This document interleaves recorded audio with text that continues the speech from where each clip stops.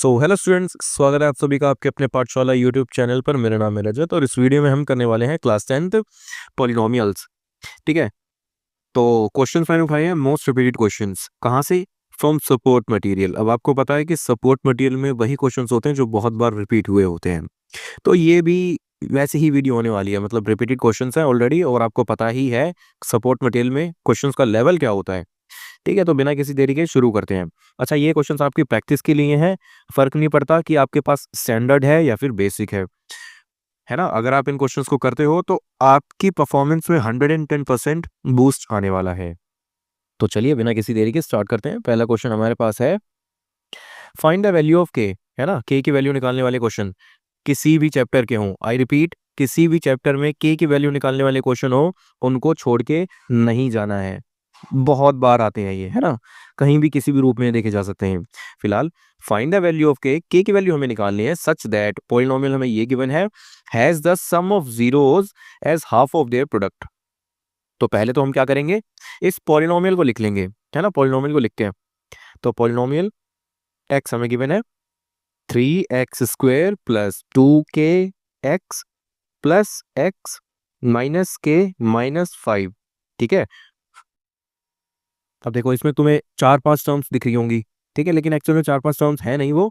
हमें इसको सेट करना पड़ेगा, इस इक्वेशन को जनरल फॉर्म में लेके आना पड़ेगा, है ना। जनरल फॉर्म क्या होती है? ax² plus bx plus c, है ना, इस फॉर्म में लेके आना पड़ेगा। ठीक है, तभी जाके हम इस क्वेश्चन को सोल्व कर पाएंगे इजीली। तो चलिए लेके आते हैं।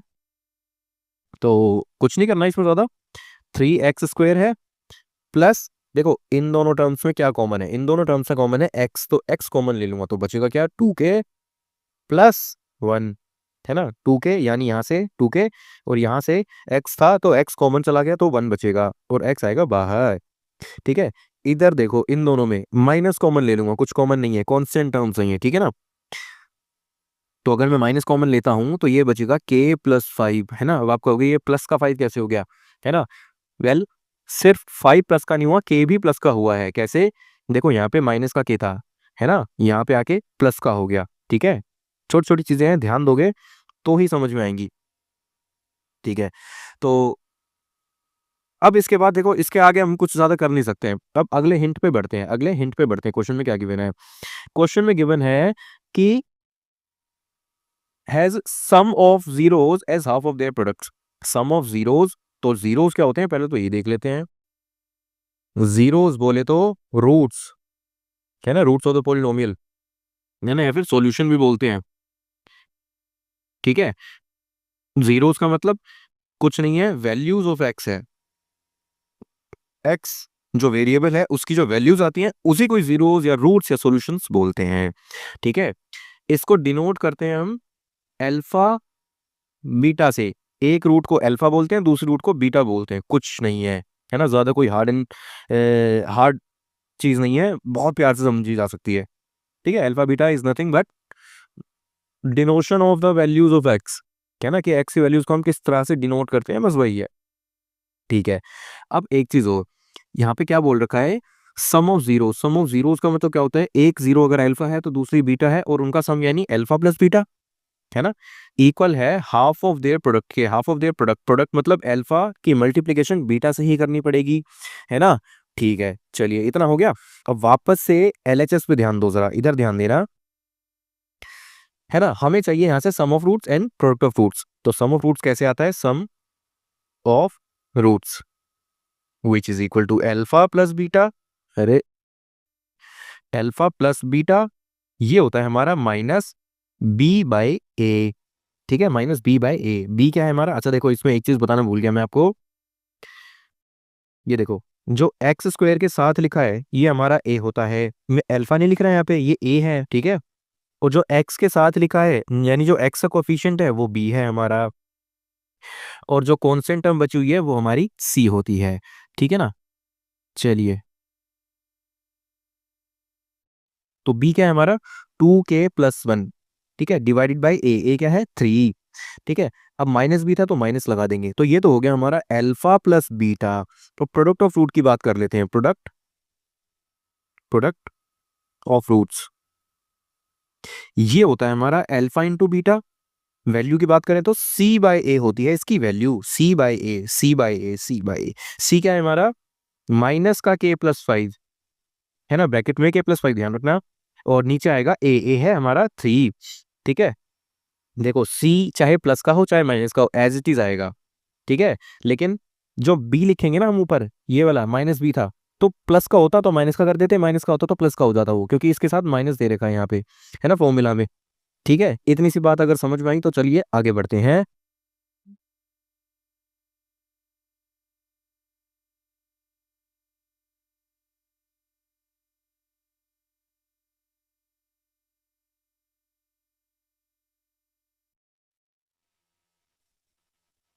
चलो छोड़ो इसे ऐसी।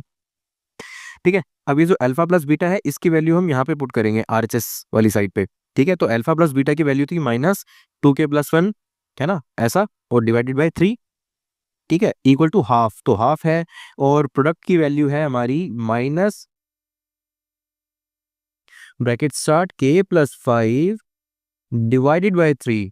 ठीक है, माइनस से माइनस कैंसल आउट हो जाएगा, 3 से 3 कैंसल आउट हो जाएगा, बचेगा क्या हमारे पास, 2k+1 equal to half multiplied by k+5।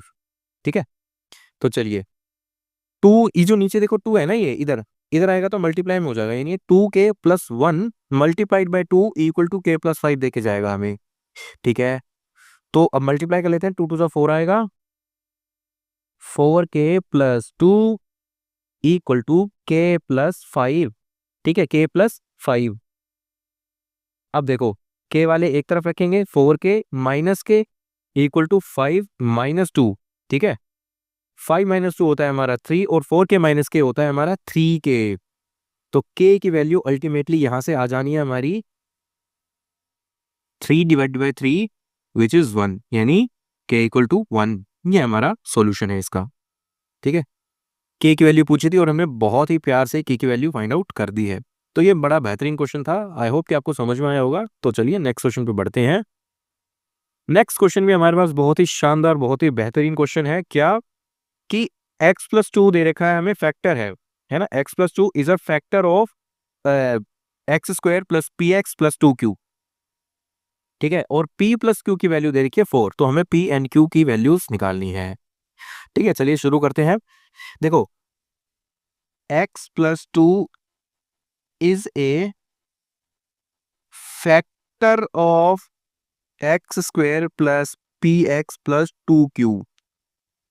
ठीक है, इसका मतलब समझते हो क्या होता है कि x+2 जो है वो कंप्लीटली डिवाइड करेगा इस पोलिनोमियल को। अगर मैं x+2 को gx बोल दूं, और इसको जो पोलिनोमियल हमें गिवन है इसको px बोल दूं, है ना, इसका मतलब ये हुआ कि gx will completely divide px, है ना, लिविंग लिविंग जीरो रिमाइंडर, है ना, कोई रिमाइंडर नहीं बचेगा। ठीक है, आई होप कि आपको इतनी सी बात समझ में आई होगी। अगर ये बात समझ में आई होगी तो आपको ये भी समझ में आएगा कि gx को अब हमें जीरो पुट करना है, यानी x+2 इक्वल टू जीरो करेंगे, तो यानी x की वैल्यू हमें यहाँ से मिल जाएगी -2। तो यहाँ से अगर -2 को मैं px में पुट करूंगा, है ना, putting, if I put x equal to -2 in px, है ना, आई मस्ट गेट जीरो। इसी चीज को हम बोलते हैं फैक्टर थ्योरम।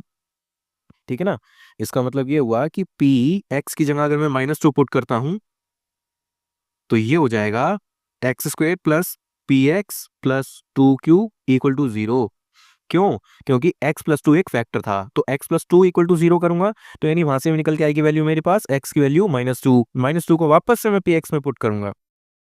ठीक है, तो -2 का स्क्वायर प्लस px, यानी p into -2 plus 2q equal to zero. ठीक है, तो -2 का स्क्वायर इज 4, और ये हो जाएगा -2p, और ये हो जाएगा +2q इक्वल टू जीरो। ठीक है ना, तो यहां पे करते हैं थोड़ा सा,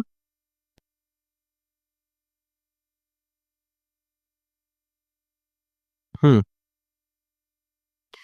-2p plus 2q equal to -4 हो जाएगा, है ना, 4 इधर प्लस में उधर जाके -4 हो जाएगा। अब अगर मैं माइनस कॉमन ले लूं तो 2p, अच्छा -2 कॉमन ले लेते हैं, काम करते हैं, है ना, माइनस का 2 कॉमन ले लेता हूँ, तो ब्रैकेट में बचेगा मेरे पास p minus q equal to -4। अच्छा, क्यू माइनस का कैसे हो गया, क्योंकि देखो जब माइनस को कॉमन लिया तो p वाली टर्म जो थी वो माइनस की थी तो प्लस की हो गई है, और q वाली टर्म प्लस की थी तो माइनस की हो गई। ठीक है, तो p माइनस क्यू की वैल्यू हो जाएगी मेरे पास -4 डिवाइडेड बाई -2, माइनस से माइनस कैंसिल हो गया और ये 2 से 4 जाएगा 2 पर, तो p माइनस क्यू की वैल्यू है 2। अब एक चीज और, हमें गिवन है p plus q equal to 4 given है हमें, ठीक है ना। p माइनस क्यू की वैल्यू आ गई है और p प्लस क्यू की आ गई है। अगर मैं p माइनस क्यू को 1 ले लूं और p प्लस क्यू वाली इक्वेशन को 2 ले लूं, और अगर मैं दोनों को ऐड करता हूं, है ना, ऐड करता हूं, एडिंग 1 एंड 2, तो p minus q plus p plus q equal to 2 plus 4, तो q से तो q कट जाएगा और p प्लस p यानी 2p की वैल्यू हो जाएगी 6 और p की वैल्यू हो जाएगी 6 डिवाइडेड बाई 2 विच इज 3, तो p की वैल्यू है 3। ठीक है, और यही अगर मैं p की वैल्यू को किसी भी इक्वेशन में पुट करता हूं, है ना, कहाँ करें इसको, थोड़ा जगह बनाते हैं।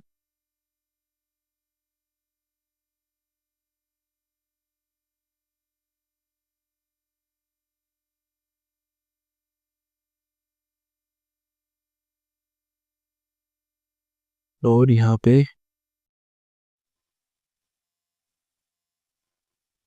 हम्म, ठीक है, तो यहाँ कर लेते हैं putting p equal to 3 in first equation, equation 1।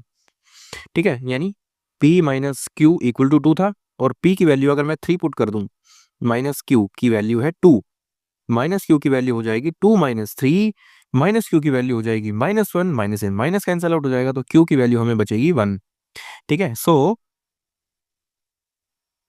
p equal to कितना आया था 3 एंड q इक्वल टू 1। ठीक है, ये हमारी वैल्यूज हैं। आई होप कि ये क्वेश्चन भी आपको समझ में आया होगा।